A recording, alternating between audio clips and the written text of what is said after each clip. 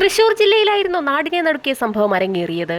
രാത്രി ഏകദേശം 9 മണിയോടുകൂടിയായിരുന്നു ഫാക്ടറിയിലെ ജോലികളൊക്കെ പൂർത്തിയാക്കിയ ശശികുമാർ തൃശൂർ വെളിയന്നൂരിലുള്ള തന്റെ ഫ്ളാറ്റിലേക്ക് മടങ്ങിയെത്തിയത്. ഫ്ളാറ്റിലെത്തിയ ശശികുമാർ എത്ര തവണ കോളിംഗ് ബെൽ അമർത്തി നോക്കിയിട്ടും വാതിലിൽ തട്ടി നോക്കിയിട്ടും അകത്തുനിന്നും യാതൊരു പ്രതികരണവും ഉണ്ടായില്ല. ഭയന്നുപോയ ശശികുമാർ ഉടൻ തന്നെ ആ വിവരം താഴെയുണ്ടായിരുന്ന സെക്യൂരിറ്റിയെ അറിയിക്കുകയും ചെയ്തു. സെക്യൂരിറ്റിയും ശശികുമാറും ചേർന്ന് വാതിൽ ഇടിച്ചു തുറന്ന് പ്രധാന ഹാളിനുള്ളിലേക്ക് കടന്നപ്പോൾ ആ മുറിക്കുള്ളിൽ അവരെ കാത്തിരുന്നത് ഭയപ്പെടുത്തുന്ന ഒരു കാഴ്ചയായിരുന്നു. ശശികുമാറിന്റെ ഭാര്യ മഹേശ്വരി രക്തത്തിൽ കുളിച്ചു കിടക്കുന്ന കാഴ്ചയായിരുന്നു അത്. മഹേശ്വരിയുടെ കഴുത്തിൽ നിന്നും രക്തം പുറത്തേക്ക് വമിക്കുന്ന കാഴ്ച ഒറ്റ നോട്ടം മാത്രമേ നോക്കാൻ ശശികുമാറിനും അതോടൊപ്പം തന്നെ സെക്യൂരിറ്റിക്കും കഴിഞ്ഞുള്ളൂ. ആ കാഴ്ച കണ്ടുകൊണ്ട് എന്ത് ചെയ്യണമെന്നറിയാതെ ശശികുമാർ പകച്ചു നിന്ന സമയത്ത് സെക്യൂരിറ്റി അതിവേഗം തന്നെ ഫ്ളാറ്റിലുള്ള മറ്റാളുകളെയൊക്കെ വിവരമറിയിച്ചു. തുടർന്ന് സെക്യൂരിറ്റി വിവരമറിയിച്ചതിനെ തുടർന്ന് സർക്കിൾ ഇൻസ്പെക്ടർ സന്തോഷ് കുമാർ സംഘവും സംഭവ സ്ഥലത്തേക്ക് എത്തി. പോലീസ് സംഘം ഫ്ളാറ്റിനുള്ളിലേക്ക് കടന്നപ്പോൾ അവിടെ മറ്റു ചില കാഴ്ചകൾ കൂടി കണ്ടു. ആ സ്ത്രീയുടെ മൃതദേഹം കിടക്കുന്നതിന് സമീപത്തായി മുളകുപൊടിയും മഞ്ഞൾപ്പൊടിയും ഒക്കെ വാരി വിതറിയിട്ടുണ്ട്. പോലീസ് സംഘം ഫ്ളാറ്റിനുള്ളിൽ ഓരോ ഭാഗവും അരിച്ചു പറക്കി പരിശോധന ആരംഭിച്ചു. പരിശോധനയിൽ വാഷ് ബേസിനുള്ളിലും അതോടൊപ്പം തന്നെ ബാത്റൂമിനുള്ളിലും രക്തക്കറ കണ്ടെത്തി. അത്രയും കാര്യങ്ങൾ കണ്ടെത്തിയപ്പോൾ തന്നെ സിഐയുടെ നിർദ്ദേശപ്രകാരം ഫോറൻസിക് സംഘവും സംഭവസ്ഥലത്തേക്ക് എത്തി. ഫോറൻസിക് പരിശോധന പുരോഗമിക്കുന്ന സാഹചര്യത്തിൽ പുറത്തുനിന്നുള്ള ആളുകൾ അകത്തേക്ക് കടക്കാതിരിക്കുന്നതിനായി സിഐ അടങ്ങുന്ന സംഘം ഫ്ളാറ്റ് പൂട്ടി താക്കോല് കയ്യിലെടുത്തു. ഇതോടൊപ്പം തന്നെ പുറത്തു കൂടി നിന്ന ആളുകളോട് പല ചോദ്യങ്ങളും പോലീസ് സംഘം ചോദിച്ചു. ആദ്യമായി ഡെഡ് ബോഡി കണ്ടത് കൊല്ലപ്പെട്ട മഹേശ്വരിയുടെ ഭർത്താവ് ശശികുമാറും അതോടൊപ്പം തന്നെ ഫ്ളാറ്റിന്റെ സെക്യൂരിറ്റിയുമാണ്. അവരോട് വിശദമായി തന്നെ പോലീസ് സംഘം പല കാര്യങ്ങളും ചോദിച്ച് മനസ്സിലാക്കി. ശശികുമാർ ഫാക്ടറിയിലെ ജോലി പൂർത്തിയാക്കി സാധാരണയായി രാത്രി 9 മണിയോടുകൂടിയാണ് അവിടേക്ക് എത്താറുള്ളത്. അതോടൊപ്പം തന്നെ സെക്യൂരിറ്റിയും രാത്രിയിലെ ഷിഫ്റ്റ് അനുസരിച്ച് ആ സമയത്ത് ജോലിക്ക് എത്തിയിട്ടേ ഉണ്ടായിരുന്നുള്ളൂ. അതുകൊണ്ട് അതിനു മുൻപ് ആ ഫ്ളാറ്റിന്റെ സമീപത്ത് എന്തെങ്കിലും അസ്വാഭാവികമായ കാര്യങ്ങൾ സംഭവിച്ചിരുന്നോ എന്നും അസ്വാഭാവികമായ രീതിയിലുള്ള ശബ്ദങ്ങൾ കേട്ടിരുന്നോ എന്നുള്ള കാര്യത്തിന് മറുപടി പറയുന്നതിന് അവർക്ക് രണ്ടുപേർക്കും കഴിഞ്ഞില്ല. തൊട്ടടുത്ത മുറികളിലുള്ള താമസക്കാരോടൊക്കെ വിവരങ്ങൾ തിരക്കിയെങ്കിലും അവരാരും തന്നെ പ്രത്യേകിച്ച് യാതൊരു ശബ്ദവും കേട്ടിട്ടില്ല എന്ന് പോലീസിന് മൊഴി നൽകി. സെക്യൂരിറ്റിയുടെയും മഹേശ്വരിയുടെ ഭർത്താവ് ശശികുമാറിന്റെയും മൊഴി അനുസരിച്ച് അവരിരുവരും ചേർന്ന് അതിശക്തമായി തള്ളിയാണ് വാതിൽ തുറന്നിരിക്കുന്നത്. അത്തരത്തിൽ വാതിൽ തള്ളി തുറക്കണമെങ്കിൽ അത് അകത്തുനിന്ന് പൂട്ടിയിട്ടുണ്ടായിരിക്കണം. അകത്തുനിന്ന് വാതിൽ പൂട്ടിയ വ്യക്തി കഴുത്തറുത്ത് സ്വയം എങ്ങനെയാണ് മരിക്കുക എന്നുള്ളതായിരുന്നു പോലീസിന്റെ സംശയം.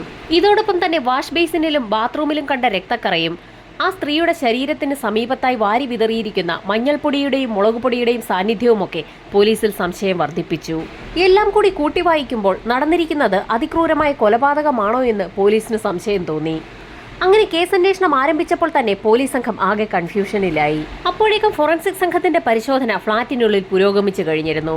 മുളകുപൊടിയുടെയും മഞ്ഞൾപ്പൊടിയുടെയും അതോടൊപ്പം തന്നെ കുരുമുളക് പൊടിയുടെയും ഒക്കെ സാന്നിധ്യം ചില കാര്യങ്ങൾ വിളിച്ചു പറയുന്നതാണ്. പോലീസ് നായ മണം പിടിക്കുന്ന സമയത്ത് പ്രതിയിലേക്ക് എത്താതിരിക്കുന്നതിന് വേണ്ടിയിട്ടാണ് അത്തരം കാര്യങ്ങൾ ഉപയോഗിക്കുന്നതെന്ന് പോലീസിന് വ്യക്തമായി തന്നെ അറിയാം. ഇവിടെയും അതുകൊണ്ട് തന്നെയാകാം അത്തരത്തിലുള്ള പൊടികളൊക്കെ ഉപയോഗിച്ചിരിക്കുന്നതെന്ന് പോലീസ് നിഗമനത്തിലെത്തി. എന്നിരുന്നാലും ഡോഗ് സ്ക്വാഡിനെ രംഗത്തിറക്കി പോലീസ് സംഘം ഒരു പരിശോധന നടത്തി. മൃതദേഹത്തിലും ഫ്ളാറ്റിനുള്ളിലുമൊക്കെ പോലീസ് നായ്ക്ക് കൃത്യമായി മണം പിടിക്കാൻ കഴിഞ്ഞതുമില്ല. അവിടെയൊക്കെ മണം പിടിച്ച് ഫ്ളാറ്റിന് പുറത്തേക്ക് ഓടിയെങ്കിലും പോലീസ് നായയെ കൊണ്ട് പ്രത്യേകിച്ച് ഒരു പ്രയോജനവും പോലീസിന് ലഭിച്ചില്ല. ഈ സമയത്ത് ഫോറൻസിക് സംഘം ആ സ്ത്രീയുടെ ശരീരത്തിലുണ്ടായിരുന്ന മുറിവുകളും ഫ്ളാറ്റിനുള്ളിലുള്ള മറ്റടയാളങ്ങളുമൊക്കെ വിശദമായി തന്നെ പരിശോധിക്കുകയായിരുന്നു. കഴുത്തിന് ചുറ്റും ആഴത്തിലുള്ള വെട്ടാണ് ഇട്ടിരിക്കുന്നത്. ഇതോടൊപ്പം തന്നെ ശരീരത്തിൽ പല ഭാഗത്തും കത്തികൊണ്ട് കുത്തിയ മുറിവുകളുമുണ്ട്. അപ്പോഴേക്കും വിരലടയാള വിദഗ്ധര് സംഭവസ്ഥലത്തെത്തി ഫ്ളാറ്റിനുള്ളിൽ നിന്ന് ലഭിക്കാവുന്ന വിരലടയാളങ്ങളൊക്കെ ശേഖരിക്കുന്ന നടപടിയിലേക്ക് കടന്നു. ഫോട്ടോഗ്രാഫേഴ്സ് എടുക്കാവുന്നത്ര ഫോട്ടോഗ്രാഫ്സും എടുത്തു. സമീപത്തുള്ള ഫ്ളാറ്റുകളിലെ ആളുകളെയൊക്കെ വിശദമായി തന്നെ പോലീസ് സംഘം ചോദ്യം ചെയ്തു. ചോദ്യം ചെയ്യലിൽ ആ ഫ്ളാറ്റിൽ താമസിക്കുന്ന ശശികുമാറും ഭാര്യ മഹേശ്വരിയും തമിഴ്നാട്ടിലെ തൃച്ചി സ്വദേശികളാണെന്നും ജോലിയുടെ ഭാഗമായി അവരിവിടെ വന്ന് താമസിക്കുകയാണെന്നും പോലീസിന് വ്യക്തമായി. ഇൻക്വസ്റ്റ് നടപടികൾ പൂർത്തിയാക്കിയ ശേഷം മൃതദേഹം പോസ്റ്റ്മോർട്ടത്തിനായി മെഡിക്കൽ കോളേജിലേക്ക് ഷിഫ്റ്റ് ചെയ്തു. ഈ സമയത്ത് ശശികുമാർ ചില കാര്യങ്ങൾ കൂടി സിഐ അടങ്ങുന്ന സംഘത്തോട് പറയുകയും ചെയ്തു. തന്റെ ഭാര്യയുടെ കഴുത്തിലുണ്ടായിരുന്ന മാലയും കയ്യിലുണ്ടായിരുന്ന വളകളും അതുപോലെ തന്നെ കമ്മലും കാണാനില്ല. ഇതിൽ നിന്നും മോഷണത്തിനിടയിലുള്ള ഒരു കൊലപാതകമാണോ ഇതെന്ന് പോലീസിന് സംശയം തോന്നി. അത് മാത്രവുമല്ല, അലമാരയിലുണ്ടായിരുന്ന പണവും കാണാനില്ല. മോഷ്ടാവ് ആഭരണങ്ങളും പണവുമൊക്കെ മോഷ്ടിച്ചതിന് ശേഷം തന്റെ ഭാര്യയെ കൊലപ്പെടുത്തി അവിടെ നിന്ന് കടന്നു പോയതായിരിക്കാമെന്ന് ശശികുമാർ പോലീസിനോട് പറഞ്ഞു. ഫാക്ടറിയിൽ ജോലി ചെയ്യുന്ന ശശികുമാർ ഫാക്ടറിയിലെ തന്നെ ഒരു ആവശ്യത്തിന് വേണ്ടി എടുത്തിരിക്കുന്ന 8 ലക്ഷം രൂപയാണ് അലമാരയ്ക്കുള്ളിൽ നിന്ന് നഷ്ടമായിരിക്കുന്നത്. ഇതിനു പുറമെ ഭാര്യ ധരിച്ചിരുന്ന 4 പവനോളം വരുന്ന സ്വർണ്ണാഭരണങ്ങളും. ആ ഫ്ളാറ്റിനുള്ളിൽ പണമുണ്ടെന്ന് നല്ല വ്യക്തമായി അറിവുള്ള ഏതോ വ്യക്തികളാകാം കൊലപാതകം നടത്തിയതിന് പിന്നിലെന്ന് പോലീസ് വിലയിരുത്തി. അപ്പോഴും പോലീസിനുണ്ടായിരുന്ന സംശയം അകത്തുനിന്ന് വാതിൽ പൂട്ടിയ ശേഷം മോഷ്ടാവ് എങ്ങനെ പുറത്തു കടന്നു എന്നുള്ളതായിരുന്നു. അതിനുള്ള ഉത്തരം നൽകിയത് ഫോറൻസിക് സംഘമാണ്. വീടിനുള്ളിൽ നടത്തിയ പരിശോധനയിൽ പ്രധാന വാതിലിന് സമീപത്തു നിന്ന് തന്നെ ആ വാതിലിന്റെ താക്കോലും ഫോറൻസിക് സംഘത്തിന് ലഭിച്ചിരുന്നു. പോലീസുകാരെ തെറ്റിദ്ധരിപ്പിക്കുന്നതിനായി കൊലപാതകി ഫ്ളാറ്റിന് പുറത്തിറങ്ങി വാതിൽ പൂട്ടിയതിനു ശേഷം ഡോറിന്റെ അടിഭാഗത്തുകൂടി ആ താക്കോല് ഫ്ളാറ്റിനുള്ളിലേക്ക് എറിഞ്ഞിരിക്കുകയാണ്. അങ്ങനെയെങ്കിൽ ബാത്റൂമിനുള്ളിലും അതോടൊപ്പം തന്നെ വാഷ് ബേസിനുള്ളിലും കണ്ട രക്തക്കറ എന്താണെന്നായിരുന്നു പോലീസിന്റെ അടുത്ത സംശയം. കൊലപാതകി കത്തി വാഷ് ബേസിനിൽ കഴുകാൻ ഉപയോഗിച്ചെങ്കിൽ പിന്നെ എന്തിനായിരിക്കും ബാത്റൂമിൽ കൊണ്ടുപോയി അതേ കത്തി കഴുകിയതെന്ന് പോലീസിന് സംശയം തോന്നി. എന്നാൽ അതിനുള്ള മറുപടി പറഞ്ഞതും ഫോറൻസിക് സംഘത്തിലെ ഡോക്ടറാണ്. ഫോറൻസിക് ഡോക്ടർ 2 സാധ്യതകളായിരുന്നു പോലീസിനോട് പറഞ്ഞത്. മഹേശ്വരിയുടെ ശരീരത്തിൽ നിന്നും കൊലപാതകിയുടെ ശരീരത്തിലേക്ക് രക്തം തെറിച്ചിട്ടുണ്ടാകാം. അത് കഴുകിക്കളയുന്നതിന് വേണ്ടിയാകാം ഒരുപക്ഷെ കൊലപാതകി ബാത്റൂമും വാഷ് ബേസിനും ഒക്കെ ഉപയോഗിച്ചത്. അല്ലാത്ത പക്ഷം സംഘട്ടനത്തിനിടയിൽ കൊലപാതകിയുടെ ശരീരത്തിലും ഏതെങ്കിലും തരത്തിലുള്ള മുറിവുകൾ സംഭവിച്ചിരിക്കാം. അത് കഴുകി വൃത്തിയാക്കുന്നതിനാകാം ബാത്റൂമും വാഷ് ബേസിനുമൊക്കെ ഉപയോഗിച്ചതെന്നായിരുന്നു ഫോറൻസിക് വിദഗ്ധൻ പോലീസിനോട് മറുപടി പറഞ്ഞത്. പോലീസിന്റെ കൺഫ്യൂഷൻ അങ്ങനെ നിലനിൽക്കെ തന്നെ തൊട്ടടുത്ത ദിവസം പോസ്റ്റ്മോർട്ടം റിപ്പോർട്ടും എത്തി. രക്തം വാർന്നാണ് മഹേശ്വരിയുടെ മരണം സംഭവിച്ചിരിക്കുന്നത്. വളരെ ആഴത്തിലുള്ള മുറിവാണ് അവരുടെ കഴുത്തിന് ചുറ്റുമുള്ളത്. മഹേശ്വരിയുടെ ശരീരത്തിൽ കത്തികൊണ്ടുള്ള 14 കുത്തുകളാണ് ഏറ്റിട്ടുള്ളത്. കഴുത്തിലേറ്റ ആഴത്തിലുള്ള വെട്ടാണ് മഹേശ്വരിയുടെ മരണത്തിനിടയാക്കിയിരിക്കുന്നത്. മഹേശ്വരിയെ വേദനിപ്പിക്കുന്നതിന് വേണ്ടിയാണ് 14 തവണ അവരുടെ ശരീരത്തിൽ കുത്തി പരിക്കേൽപ്പിച്ചിരിക്കുന്നത്. ആ രീതിയിലായിരുന്നു ആ മുറിവുകളൊക്കെ ഉണ്ടായിരുന്നത്. അതുകൊണ്ട് തന്നെ മഹേശ്വരിയോട് കടുത്ത വൈരാഗ്യമുള്ള ഏതോ വ്യക്തികളാകാം കൊലപാതകം നടത്തിയതെന്ന് പോലീസ് നിഗമനത്തിലെത്തി. മൂർച്ചയേറിയ ആയുധം ഉപയോഗിച്ച് മഹേശ്വരിയുടെ കഴുത്തറുത്തപ്പോൾ തന്നെ അവരുടെ മരണം സംഭവിച്ചിട്ടുണ്ട്. അതിനുശേഷം അവരുടെ ശരീരത്തിൽ കുത്തിപ്പരിക്കേൽപ്പിക്കേണ്ട യാതൊരു ആവശ്യവുമില്ല. അങ്ങനെയെങ്കിൽ മോഷണം നടത്തിയ വ്യക്തിയെ ഒരുപക്ഷെ മഹേശ്വരി തിരിച്ചറിഞ്ഞിരിക്കാൻ സാധ്യതയുണ്ടെന്നും പോലീസിന് വ്യക്തമായി. ഈ സമയത്തായിരുന്നു മഹേശ്വരിയുടെ ഭർത്താവ് ശശികുമാർ പറഞ്ഞൊരു കാര്യം പോലീസിന് ഓർമ്മ വന്നത്. അപരിചിതരായ ഏതൊരു വ്യക്തി വന്നാലും വാതിൽ തുറന്നു കൊടുക്കരുതെന്ന് താൻ പറഞ്ഞിട്ടുണ്ടായിരുന്നു എന്നായിരുന്നു അയാൾ പോലീസിനോട് പറഞ്ഞത്. വാതിൽ തുറന്നു കൊടുത്തെങ്കിൽ മാത്രമേ ഏതൊരു വ്യക്തിക്കും അകത്തേക്ക് കടക്കാൻ കഴിയൂ. ഇവിടെ മോഷണം നടന്ന വ്യക്തി അകത്ത് കടന്നിട്ടുണ്ടെങ്കിൽ അത് മഹേശ്വരി വാതിൽ തുറന്നു കൊടുത്തിട്ട് തന്നെ ആയിരിക്കാമെന്നായിരുന്നു അയാൾ പോലീസിനോട് പറഞ്ഞത്. അങ്ങനെയെങ്കിൽ ആ വന്ന വ്യക്തിക്ക് മഹേശ്വരിയെ പരിചയമുണ്ടായിരിക്കണം. ആ സമയത്തായിരുന്നു ഫോറൻസിക് സംഘം കണ്ടെടുത്ത ഒരു തെളിവ് പോലീസിന് കൈമാറുന്നത്. മോഷണം നടത്തിയ വ്യക്തി തന്റെ മൊബൈൽ ഫോൺ ആ ഫ്ളാറ്റിനുള്ളിൽ മറന്നുവെച്ചതിന് ശേഷമാണ് അവിടെ നിന്ന് കടന്നു കളഞ്ഞിരിക്കുന്നത്. വലിയൊരു തുമ്പ് കണ്ടെത്തിയ സന്തോഷത്തിലായിരുന്നു പോലീസ് സംഘം. മൊബൈൽ ഫോൺ കണ്ടുകിട്ടിയ ആ നിമിഷത്തിൽ തന്നെ മൊബൈൽ ഫോൺ കേന്ദ്രീകരിച്ച് ഒരു അന്വേഷണം നടത്താൻ പോലീസ് സംഘം തീരുമാനിക്കുകയും സൈബർ സെല്ലിന് നിർദ്ദേശം നൽകുകയും ചെയ്തു. സൈബർ സെല്ലിന്റെ അന്വേഷണത്തിൽ പോലീസ് സംഘം എത്തിച്ചേർന്നത് തമിഴ്നാട്ടിലെ ഒരു സ്ഥലത്താണ്. മൊബൈൽ ഫോൺ കേന്ദ്രീകരിച്ച് നടത്തിയ അന്വേഷണത്തിൽ പോലീസ് സംഘം കോയമ്പത്തൂരിലാണ് എത്തിയത്. മൊബൈൽ ഫോണിന്റെ ഉടമയെ കണ്ടെത്തിയ പോലീസ് സംഘം അയാൾ പറഞ്ഞ കഥ കേട്ട് ആകെ അമ്പരന്നുപോയി. ഏതാനും ദിവസങ്ങൾക്ക് മുൻപ് കോയമ്പത്തൂർ ബസ് സ്റ്റാൻഡിൽ നല്ല തിരക്കുള്ള ഒരു ദിവസം ബസ്സിൽ കയറിയ സമയത്ത് തന്റെ മൊബൈൽ ഫോൺ നഷ്ടപ്പെട്ടതാണ്. ആ സമയത്ത് ആരോ ഒരാൾ തന്റെ മൊബൈൽ ഫോൺ മോഷ്ടിച്ചതാണെന്നും പിന്നീട് ഇപ്പോഴാണ് ആ ഫോൺ കാണുന്നതെന്നുമായിരുന്നു ആ വ്യക്തി പോലീസിനോട് പറഞ്ഞത്. ആ വ്യക്തി പറഞ്ഞ കാര്യങ്ങൾ പൂർണ്ണമായും വിശ്വസിക്കാൻ തയ്യാറല്ലാത്ത പോലീസ് സംഘം അയാളുമായി ബന്ധപ്പെട്ട് നിരവധി ഇൻഫർമേഷൻസ് ആണ് കളക്ട് ചെയ്തത്. സംഭവം നടന്ന ദിവസം ആ വ്യക്തി എവിടെയായിരുന്നു എന്ന് കണ്ടെത്താനാണ് പോലീസ് ശ്രമിച്ചത്. എന്നാൽ ആ സംഭവം നടന്ന ദിവസം ആ വ്യക്തി കോയമ്പത്തൂരിൽ തന്നെ ഉണ്ടായിരുന്നു എന്ന് തെളിയിക്കുന്ന നിരവധി തെളിവുകളാണ് പോലീസിന് ലഭിച്ചത്. ആ മൊബൈൽ ഫോണിന്റെ ഉടമയല്ല യഥാർത്ഥ പ്രതിയെന്ന് പോലീസ് തിരിച്ചറിഞ്ഞപ്പോൾ മറ്റു ചില കാര്യങ്ങൾ കൂടി പോലീസിന് മനസ്സിലായിരുന്നു. എന്നിരുന്നാലും തമിഴ്നാട്ടിലെ കോയമ്പത്തൂർ ബസ് സ്റ്റാൻഡിൽ നിന്നും ആ വ്യക്തിയുടെ മൊബൈൽ ഫോൺ മോഷ്ടിച്ച വ്യക്തി തൃശൂരിലെത്തി ഒരു കൊലപാതകം നടത്തണമെങ്കിൽ ആ കൊലപാതകി തീർത്തും തമിഴ്നാട്ടുകാരൻ തന്നെയായിരിക്കണം. അതിനെക്കുറിച്ച് കൂടുതൽ അറിയുന്നതിനായി മഹേശ്വരിയുടെ ഭർത്താവ് ശശികുമാറിനെ പോലീസ് സംഘം വീണ്ടും ചോദ്യം ചെയ്തു. അവരുടെ ബന്ധുക്കളെക്കുറിച്ചും സുഹൃത്തുക്കളെക്കുറിച്ചും അവർ തൃശ്ശൂരിലെത്തിയിട്ട് എത്ര നാളായി എന്ന് തുടങ്ങിയ നിരവധി കാര്യങ്ങളാണ് പോലീസ് സംഘം ശശികുമാറിനോട് ചോദിച്ചറിഞ്ഞത്. പറയത്തക്ക ബന്ധുക്കളൊന്നും അവരെ തിരക്കി അങ്ങോട്ടേക്കെങ്ങും വരാറില്ല എന്നുള്ളതായിരുന്നു ശശികുമാർ പോലീസിനോട് പറഞ്ഞ കാര്യം. തൃശ്ശൂരിൽ അവർക്കധികം പരിചയക്കാരുമില്ല. എല്ലാരിൽ നിന്നും ഒഴിഞ്ഞുമാറി ഒറ്റപ്പെട്ടുള്ള ഒരു ജീവിതം നയിക്കുന്നവരാണ് ശശികുമാറും ഭാര്യയും. അങ്ങനെയെങ്കിൽ ശശികുമാറുമായി ബന്ധമുള്ള അയാളുടെ ഫാക്ടറിയിലെ സുഹൃത്തുക്കളെക്കുറിച്ചും അവരുടെ വെയർബൌട്ട്സിനെ കുറിച്ചുമൊക്കെ വിശദമായ ഒരു അന്വേഷണം നടത്താൻ പോലീസ് തീരുമാനിച്ചു. കാരണം ഫ്ളാറ്റിലെത്തി ഒരാൾ കോളിംഗ് ബെൽ അടിച്ചെങ്കിൽ മാത്രമേ ഭാര്യ വാതിൽ തുറന്നു കൊടുക്കാൻ സാധ്യതയുള്ളൂ. അങ്ങനെ വാതിൽ തുറക്കണമെങ്കിൽ പരിചയക്കാർ തന്നെയായിരിക്കാം അവിടേക്ക് വന്നിരിക്കുന്നതെന്ന് ശശികുമാർ പറഞ്ഞ മൊഴിയുടെ അടിസ്ഥാനത്തിൽ ഉറച്ച പോലീസ് സുഹൃത്തുക്കളെ തന്നെ കേന്ദ്രീകരിച്ച് ഒരു അന്വേഷണം നടത്താൻ തീരുമാനിച്ചു. ഫാക്ടറിയിലുള്ള മുഴുവൻ ആളുകളെക്കുറിച്ച് വിശദമായ അന്വേഷണം നടത്തുകയും അവരെയൊക്കെ ചോദ്യം ചെയ്യുകയും ചെയ്തു. ഇതോടൊപ്പം തന്നെ ഫ്ളാറ്റിലെ മറ്റുള്ള താമസക്കാരെയും ഒക്കെ കേന്ദ്രീകരിച്ച് പോലീസ് സംഘം അന്വേഷണം നടത്തിയിട്ടും ഒരു തുമ്പും ലഭിച്ചില്ല. വിപുലമായ അന്വേഷണത്തിനൊടുവിൽ ശശികുമാറിന്റെ ബന്ധുക്കളെ കേന്ദ്രീകരിച്ച് പോലീസ് സംഘം അന്വേഷണം ആരംഭിച്ചു. അങ്ങനെ അന്വേഷണ സംഘം അന്വേഷണം നടത്തുന്നതിന്റെ ഭാഗമായി മഹേശ്വരിയുടെ സ്ഥലമായ തൃച്ചിയിലെത്തുകയും ചെയ്തു.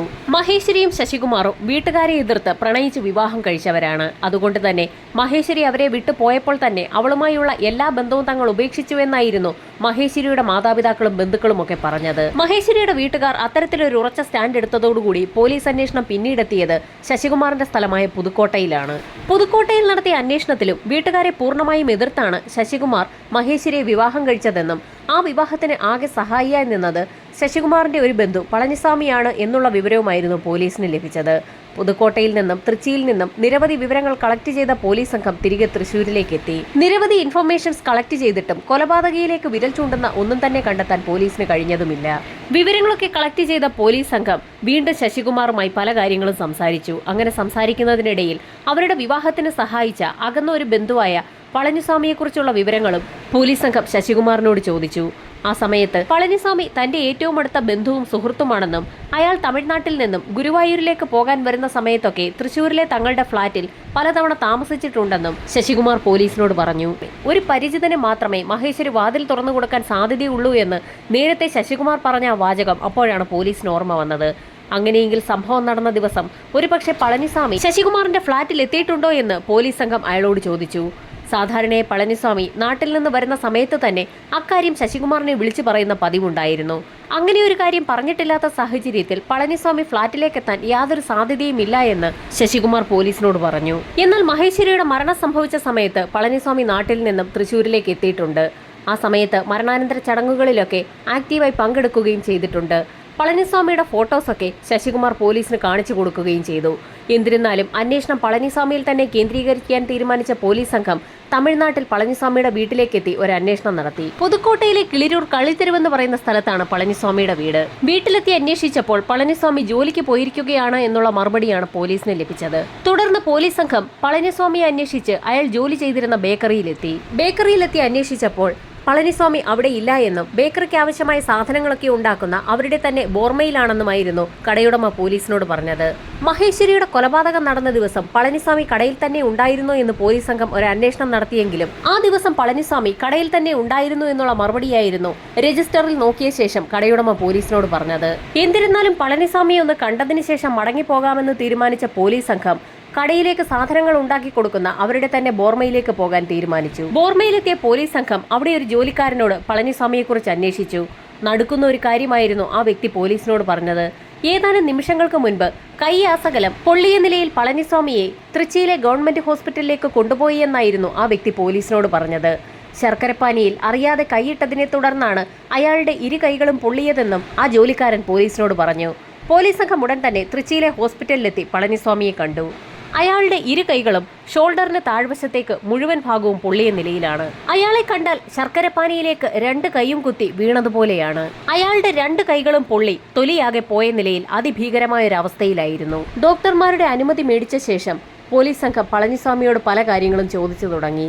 മഹേശ്വരിയുടേതും ശശികുമാറിന്റേതും തമിഴ്നാട്ടിൽ വളരെ കോളിളക്കം സൃഷ്ടിച്ച ഒരു കല്യാണമായിരുന്നു എന്നും താനായിരുന്നു അത് നടത്തിക്കൊടുത്തതെന്നും അതുകൊണ്ട് ഗുരുവായൂർ പോകുന്ന സമയത്തൊക്കെ അവരുടെ വീട്ടിൽ തനിക്ക് താമസം ലഭിക്കാറുണ്ടെന്നും പളനിസ്വാമി തനിക്കറിയാവുന്ന കാര്യങ്ങളൊക്കെ പോലീസിനോട് പറഞ്ഞു. പളനിസ്വാമിയോട് കാര്യങ്ങളെല്ലാം ചോദിച്ചറിഞ്ഞ പോലീസ് സംഘം അക്കാര്യങ്ങളൊക്കെ അതുപോലെ തന്നെ തിരികെ വന്ന് വാഹനത്തിലുണ്ടായിരുന്ന CI സന്തോഷിനോട് റിപ്പോർട്ട് ചെയ്യുകയും ചെയ്തു. പളനിസ്വാമിയുടെ സംസാരത്തിൽ നിന്നും അയാളുടെ ബോഡി ലാംഗ്വേജിൽ നിന്നും പ്രത്യേകിച്ച് എന്തെങ്കിലും അസ്വാഭാവികമായ കാര്യങ്ങൾ കണ്ടെത്താൻ കഴിഞ്ഞോ എന്നുള്ളതായിരുന്നു CIയുടെ അടുത്ത ചോദ്യം. അതിനും അന്വേഷണ ഉദ്യോഗസ്ഥർ കൃത്യമായ മറുപടി തന്നെയാണ് നൽകിയത്.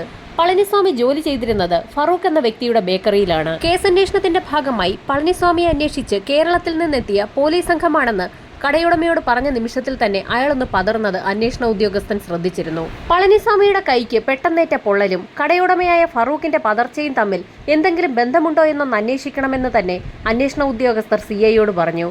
അതിന്റെ ഭാഗമായി വീണ്ടും ഒരു അന്വേഷണം നടത്തുന്നതിനായി ഫറൂഖിന്റെ ബേക്കറിയിലേക്ക് പോലീസ് സംഘം എത്തി.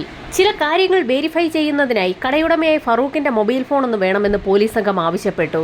ആദ്യമൊന്നും മടിച്ചെങ്കിലും ചോദിക്കുന്നത് പോലീസ് ആയതുകൊണ്ട് മൊബൈൽ ഫോൺ ഹാൻഡ് ഓവർ ചെയ്യാതെ മറ്റു വഴികളൊന്നുമില്ലാതെ ഫറൂഖ് ആ മൊബൈൽ ഫോൺ പോലീസിന് കൈമാറി. പോലീസ് സംഘം പളനിസ്വാമിയെ അന്വേഷിച്ച് ബേക്കറിയിലെത്തി. അവിടെ നിന്നിറങ്ങിയ നിമിഷത്തിൽ തന്നെ ഫറൂഖ് എന്ന കടയുടമ പളനിസ്വാമിയെ വിളിച്ചിരിക്കുന്നത് പോലീസിന്റെ ശ്രദ്ധയിൽപ്പെട്ടു. പോലീസുകാർ വന്ന വിവരം വിളിച്ചറിയിക്കുന്നതിന് വേണ്ടിയാണ് താൻ പളനിസ്വാമിയെ വിളിച്ചതെന്നും അല്ലെങ്കിൽ അയാൾ അവിടെ നിന്ന് എവിടേക്കെങ്കിലും പോയാലോ എന്ന് കരുതിയിട്ടാണ് ആ വിവരം വിളിച്ചു പറഞ്ഞതെന്നുമൊക്കെ കടയുടമ ഫറൂഖ് പോലീസിനോട് പറഞ്ഞു. അങ്ങനെയെങ്കിൽ തങ്ങൾക്കൊപ്പം പളനിസ്വാമിയെ ഒന്ന് കാണുന്നതിന് വേണ്ടി ഹോസ്പിറ്റലിലേക്ക് വരണമെന്ന് പോലീസ് സംഘം ഫറൂഖിനോട് ആവശ്യപ്പെട്ടു. അങ്ങനെ പോലീസ് സംഘത്തിനൊപ്പം ഫറൂഖ് അവരുടെ വാഹനത്തിലേക്ക് കയറി. എന്നാൽ പോലീസ് സംഘം നേരെ പോയത് അവർ താമസിച്ചിരുന്ന ക്വാർട്ടേഴ്സിലേക്കാണ്. അവിടെ എത്തിയപ്പോൾ തന്നെ ഫറൂഖിന് ഒരു സ്പെല്ലിംഗ് മിസ്റ്റേക്ക് തോന്നി. താമസ സ്ഥലത്തേക്ക് എത്തിച്ച ഫറൂഖിനോട് ഒരേ ഒരു ചോദ്യം മാത്രമാണ് CI സന്തോഷ് കുമാർ ചോദിച്ചത്. ശശികുമാറിന്റെ ഭാര്യ മഹേശ്വരിയെ കൊലപ്പെടുത്തിയത് പളനിസ്വാമിയാണെന്ന് തങ്ങൾക്കറിയാമെന്നും അങ്ങനെ നേടിയ പണത്തിൽ എത്ര തുക ഫറൂഖിന് പളനിസ്വാമി നൽകിയെന്ന് മാത്രം പറഞ്ഞാൽ മതിയെന്നായിരുന്നു CI ഫറൂഖിനോട് പറഞ്ഞത്. ആ ചോദ്യം കേട്ടപ്പോൾ തന്നെ ഫറൂഖ് ആകെ വിളറി വെളുത്തു. വളരെ ഡയറക്റ്റ് ആയിട്ടുള്ള ഒരു ചോദ്യം തന്നെയാണ് CI സന്തോഷ് പെട്ടെന്ന് തന്നെ ഫറൂഖിനോട് ചോദിച്ചത്. തനിക്കൊന്നും അറിയില്ല എന്ന് ഫറൂഖ് പോലീസിനോട് ആവർത്തിച്ച് പറഞ്ഞു. ഒന്നും അറിയില്ല എങ്കിൽ പിന്നെ പോലീസ് വന്ന വിവരം എന്തിനാണ് പളനിസ്വാമിയെ വിളിച്ച് ഫറൂഖ് അറിയിച്ചതെന്നായിരുന്നു CIയുടെ അടുത്ത ചോദ്യം. പോലീസ് സംഘം എത്തിയ വിവരം പളനിസ്വാമിയെ വിളിച്ച് അറിയിച്ചതുകൊണ്ടാണ് അയാൾ കൈ ശർക്കരപ്പാനിയിലേക്ക് മുക്കിയതെന്ന് പളനിസ്വാമി തന്നെ തങ്ങളോട് പറഞ്ഞുവെന്നായിരുന്നു CI ഫറൂഖിനോട് പറഞ്ഞത്. പളനിസ്വാമി അങ്ങനെ പോലീസിനോട് പറഞ്ഞു എന്ന് കേട്ടപ്പോഴായിരുന്നു ഫറൂഖ് ആകെ അമ്പരന്നു പോയത്. ഫറൂഖിന്റെ റിയാക്ഷൻസ് കൃത്യമായി വീക്ഷിക്കുന്ന പോലീസ് സംഘം ഫറൂഖിനെ വിശദമായി തന്നെ ചോദ്യം ചെയ്യാൻ തീരുമാനിച്ചു. അന്നൊരു ദിവസം അയാളെ പോലീസിന്റെ കസ്റ്റഡിയിൽ തന്നെ വെച്ചു. തൊട്ടടുത്ത ദിവസം പോലീസ് സംഘം വീണ്ടും തൃച്ചിയിലെ ഗവൺമെന്റ് ഹോസ്പിറ്റലിലെത്തി പളനിസ്വാമിയെ കണ്ടു.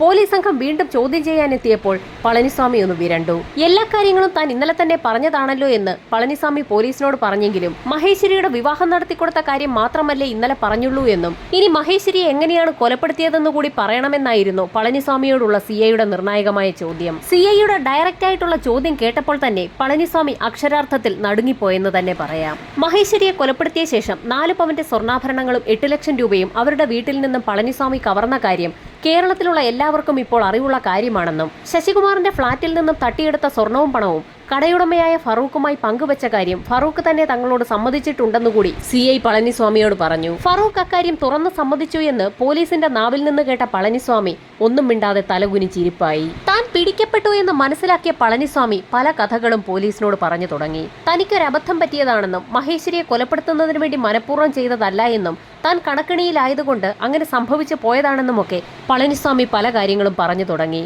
ഗുരുവായൂരിലേക്ക് പോകുന്ന വഴി പലപ്പോഴും ശശികുമാറിന്റെ ഫ്ളാറ്റിൽ തങ്ങുന്ന സമയത്തൊക്കെ ഫാക്ടറിയിൽ നിന്നും ശശികുമാർ പണം കൊണ്ടുവന്ന് ഭാര്യയെ ഏൽപ്പിക്കുന്നതും അതേതൊക്കെ ദിവസങ്ങളിലാണ് ഫാക്ടറിയിൽ നിന്ന് പണം കൊണ്ടുവരാറുള്ളതെന്നുമൊക്കെയുള്ള കാര്യം പളനിസ്വാമിക്ക് നേരത്തെ തന്നെ അറിയാമായിരുന്നു. രാത്രി 9 മണിയോടുകൂടിയാണ് സാധാരണയായി ശശികുമാർ ഫ്ളാറ്റിലേക്ക് വരാറുള്ളത്. വൈകുന്നേരം ഏകദേശം 7 മണിയോടുകൂടി വാച്ചർ അവിടെ നിന്നും പോകാറുമുണ്ട്. ഫ്ളാറ്റിന്റെ അടുത്ത വാച്ചർ വരാറുള്ളതും 9 മണിക്കാണ്. ഫ്ളാറ്റിൽ ഇടയ്ക്കൊക്കെ താമസിക്കാൻ ചെല്ലുന്ന സമയത്തൊക്കെ പളനിസ്വാമി അതൊക്കെ ശ്രദ്ധിച്ചിട്ടുണ്ടായിരുന്നു. അതുകൊണ്ട് തന്നെ സംഭവം നടന്ന ദിവസം വൈകുന്നേരം 7 മണിക്ക് ശേഷം പളനിസ്വാമി രവികുമാറിന്റെ ഫ്ളാറ്റിലെത്തി. കോളിംഗ് ബെൽ അടിച്ചപ്പോൾ തന്നെ മഹേശ്വരി വാതിൽ തുറക്കുകയും പളനിസ്വാമിയെ കണ്ട സന്തോഷത്തിൽ അകത്തേക്ക് ക്ഷണിക്കുകയും ചെയ്തു. പളനിസ്വാമിക്ക് നൽകുന്നതിനായി ഒരു ചായ എടുക്കുന്നതിന് വേണ്ടിയായിരുന്നു മഹേശ്വരി അടുക്കളയിലേക്ക് പോയത്. മഹേശ്വരി അടുക്കളയിലേക്ക് പോയ സമയം നോക്കി പളനിസ്വാമി അവരുടെ ബെഡ്റൂമിലേക്ക് കയറുകയും അലമാര തുറന്ന് അതിൽ നിന്ന് പണം എടുക്കുകയും ചെയ്തു. മഹേശ്വരിയും ശശികുമാറും അലമാര പൂട്ടി താക്കോൽ ബെഡിനടിയിൽ വെക്കുന്നത് നേരത്തെ തന്നെ പളനിസ്വാമി ശ്രദ്ധിച്ചിട്ടുണ്ടായിരുന്നു. അലമാരയിൽ നിന്ന് പണം എടുത്ത ശേഷം അലമാര തിരികെ അടയ്ക്കുന്നതിനിടയിൽ ശബ്ദം കേട്ടുകൊണ്ട് അടുക്കളയിലുണ്ടായിരുന്ന മഹേശ്വരി ബെഡ്റൂമിലേക്ക് ഓടിയെത്തുകയും പളനിസ്വാമി പണവുമായി ബെഡ്റൂമിൽ നിൽക്കുന്ന കാഴ്ച കാണുകയും ചെയ്തു. ഈ സമയത്തായിരുന്നു ആ പണം തിരികെ പിടിക്കുന്നതിനായി മഹേശ്വരി ഒരു ശ്രമം നടത്തിയത്. ആരെങ്കിലും എതിർക്കുകയാണെങ്കിൽ അവരെ നേരിടുന്നതിന് വേണ്ടി പളനിസ്വാമി ഒരു കത്തി അരയിൽ സൂക്ഷിച്ചിട്ടുണ്ടായിരുന്നു. വേറെ നിവൃത്തിയില്ലാത്തതുകൊണ്ട് തന്നെ പളനിസ്വാമി തന്റെ കൈവശമുണ്ടായിരുന്ന കത്തി ഒന്ന് വീശി. ഈ സമയത്തായിരുന്നു അപ്രതീക്ഷിതമായി മഹേശ്വരി പളനിസ്വാമിയുടെ നേർ കോടി വന്നതും കത്തി കൊണ്ട് മഹേശ്വരിയുടെ കഴുത്തിലെ ഞരമ്പുകൾ അറ്റുപോയതും. ബോധരഹിതയായി മഹേശ്വരി താഴേക്ക് വീണു. ഏതെങ്കിലും കാരണവശാൽ ബോധം തെളിയുകയാണെങ്കിൽ തന്നെ തിരിച്ചറിയാൻ സാധ്യതയുള്ളതുകൊണ്ട് തന്നെ മഹേശ്വരി ജീവനോടെ ഇരിക്കുന്നത് ആപത്താണെന്ന് മനസ്സിലാക്കിയ താൻ കൈവശമുണ്ടായിരുന്ന കത്തി ഉപയോഗിച്ച് മഹേശ്വരിയെ പലയാവർത്തി കുത്തുകയായിരുന്നു എന്നും പളനിസ്വാമി പോലീസിനോട് പറഞ്ഞു. മഹേശ്വരിയുടെ മരണം ഉറപ്പാക്കിയ പളനിസ്വാമി പോലീസുകാരെ തെറ്റിദ്ധരിപ്പിക്കുന്നതിനായി അവരുടെ മൃതദേഹത്തിന് സമീപത്തായി മുളകുപൊടിയും മഞ്ഞൾപ്പൊടിയും ഒക്കെ വാരി വിതറി. പിന്നീട് വാഷ് ബേസിനിലും അതോടൊപ്പം തന്നെ ബാത്റൂമിലുമൊക്കെ പോയി രക്തം പുരണ്ട കത്തിയും കൈകളുമൊക്കെ കഴുകി വൃത്തിയാക്കുകയും ചെയ്തു. പോലീസുകാരെ തെറ്റിദ്ധരിപ്പിക്കുന്നതിനായി കോയമ്പത്തൂർ ബസ് സ്റ്റാൻഡിൽ നിന്ന് മോഷ്ടിച്ച ഒരു മൊബൈൽ ഫോൺ മനഃപൂർവ്വം ഫ്ളാറ്റിൽ ഉപേക്ഷിക്കുകയും ചെയ്തു. സ്വർണവും പണവും കൈക്കലാക്കിയ ശേഷം ഫ്ളാറ്റിന്റെ പ്രധാന ഡോർ പുറത്തുനിന്ന് പൂട്ടുകയും പോലീസുകാരെ തെറ്റിദ്ധരിപ്പിക്കുന്നതിനായി താക്കോൽ ഡോറിന്റെ അടിഭാഗത്തുകൂടി ഫ്ളാറ്റിനുള്ളിലേക്ക് എറിയുകയും ചെയ്തു. തൃശൂരിൽ നിന്ന് തമിഴ്നാട്ടിലേക്ക് പോയ പളനിസ്വാമി അവിടെ എത്തി തന്റെ സുഹൃത്തും കടയുടമയുമായ ഫറൂഖിന് സ്വർണവും പണവുമൊക്കെ പങ്കുവെച്ച് നൽകുകയും ചെയ്തു. പിന്നീട് പോലീസ് നടത്തിയ റെയ്ഡിൽ ഇരുവരുടെയും വീടുകളിൽ നിന്നായി സ്വർണവും പണവുമൊക്കെ പിടിച്ചെടുത്തു. പ്രതികളുമായി പോലീസ് സംഘം തൃശൂരിലേക്ക് എത്തിയപ്പോൾ ശശികുമാർ അക്ഷരാർത്ഥത്തിൽ ഞെട്ടിപ്പോയി. തന്റെ വിവാഹം നടത്താൻ മുൻകൈയെടുത്ത പളനിസ്വാമി തന്നെയാണ് തന്റെ ഭാര്യയുടെ ഘാതകനെന്നും തിരിച്ചറിഞ്ഞ നിമിഷത്തിലായിരുന്നു ശശികുമാർ ആകെ അമ്പരന്നത്. തെളിവെടുപ്പ് പൂർത്തിയാക്കിയ പോലീസ് സംഘം അതിവേഗം അന്വേഷണം പൂർത്തിയാക്കി കുറ്റപത്രം കോടതിയിൽ സമർപ്പിച്ചു. പ്രതികളെ അതിവേഗം പിടികൂടിയ കേരള പോലീസിന് കോടതിയുടെ പ്രത്യേക പ്രശംസ ലഭിക്കുകയും ചെയ്തു.